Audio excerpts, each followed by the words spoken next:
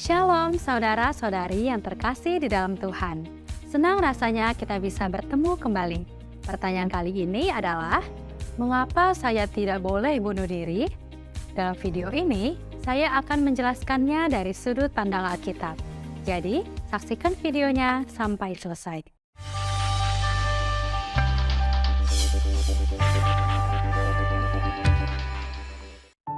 Hati saya terenyuh dan bersimpati dengan orang-orang yang berpikir untuk mengakhiri hidup mereka dengan bunuh diri.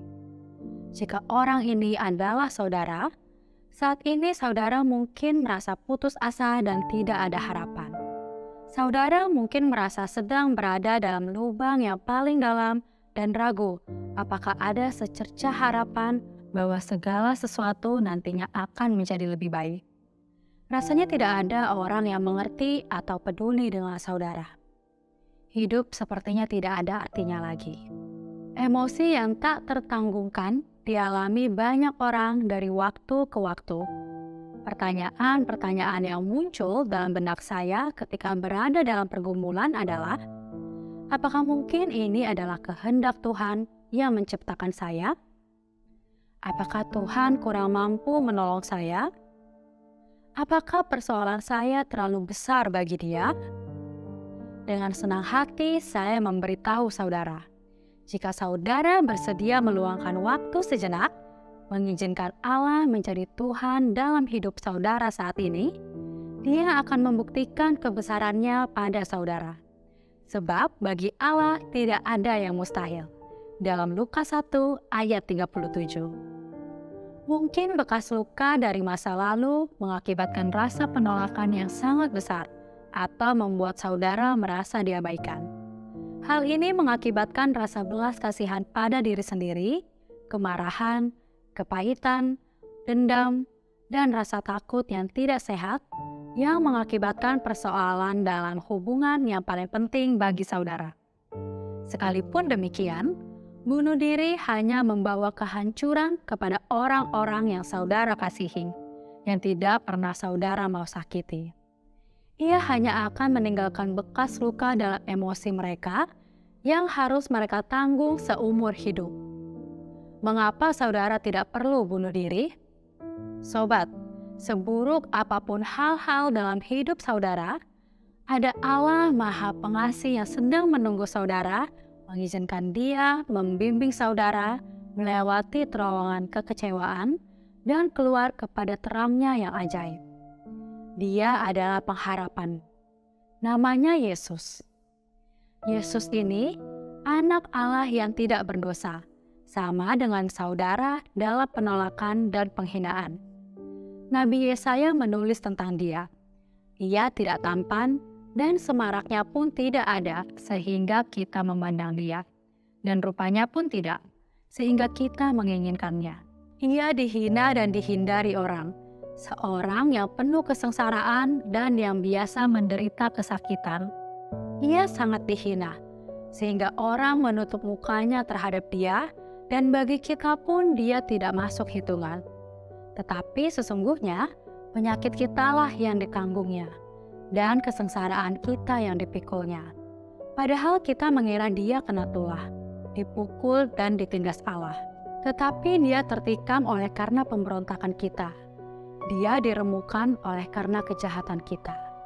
Ganjaran yang mendatangkan keselamatan bagi kita ditimpakan kepadanya, dan oleh bilur-bilurnya kita menjadi sembuh. Kita sekalian sesat seperti domba. Masing-masing kita mengambil jalannya sendiri.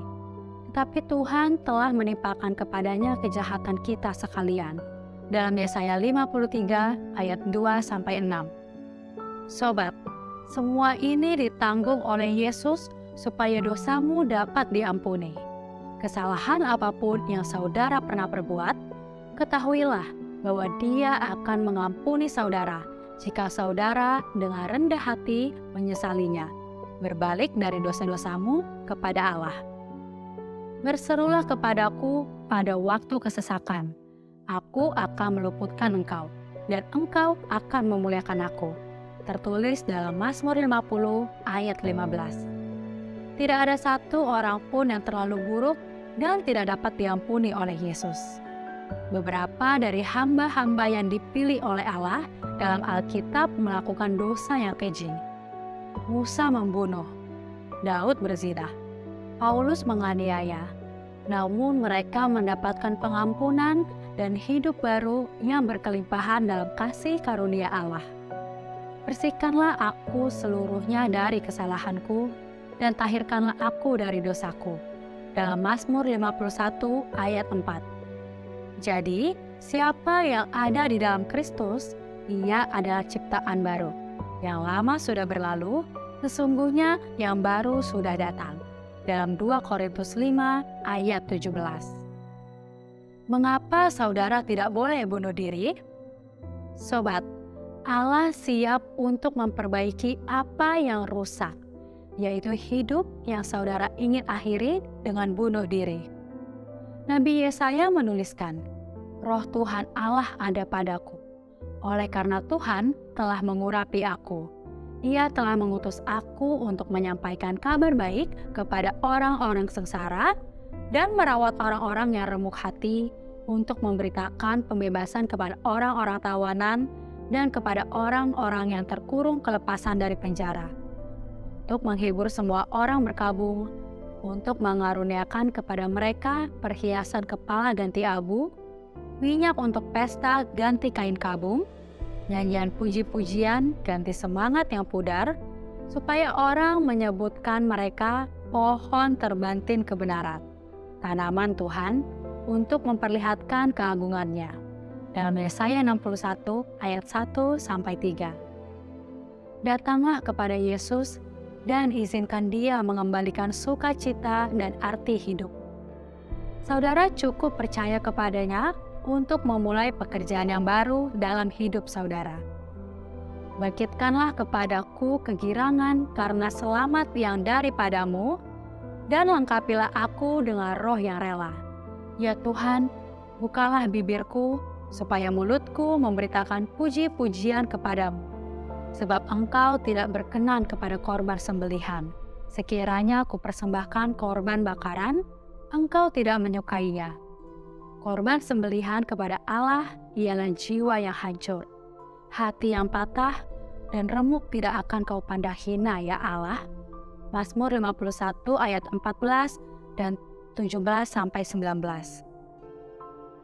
Maukah saudara menerima Yesus sebagai juru selamat dan gembalamu?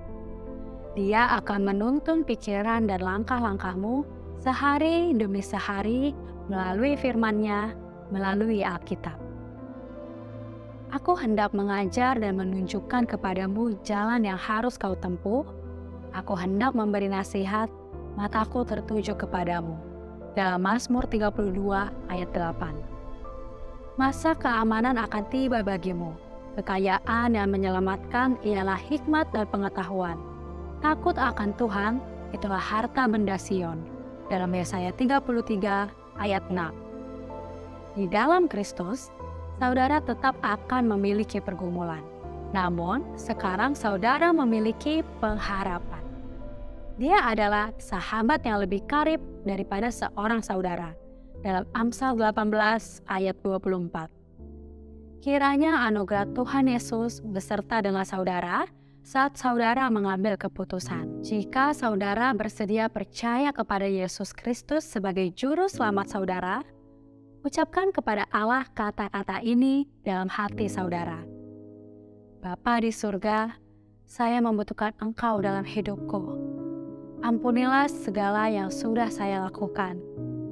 Saya beriman kepada Yesus Kristus dan percaya bahwa Dia adalah juru selamat saya.